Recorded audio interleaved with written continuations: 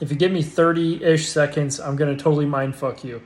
So I've been playing with this really interesting concept that everybody around you is playing dress up or like wearing a costume like it's Halloween.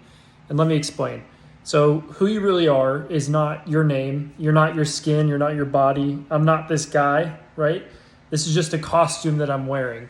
But what happens is we come down here to this world, we get totally wrapped up in the 3D, and we forget that we're not the costume, we're the one wearing it. We get confused. We start to believe that we're this costume, that's who we are, when in reality, that's not the truth. So the analogy I want to give you is like, imagine that you were in like a Marvel movie, for example, and you're walking along and all of a sudden you find like a superhero's costume that gives you powers. Like let's say you find Iron Man's suit, for example. Do you think if you put on that suit, all of a sudden you'd be much more capable, much more confident, much more powerful? Well, the interesting thing is that your identity, the beliefs you have about yourself, the self-image in your mind of yourself, the way you see yourself is like that costume.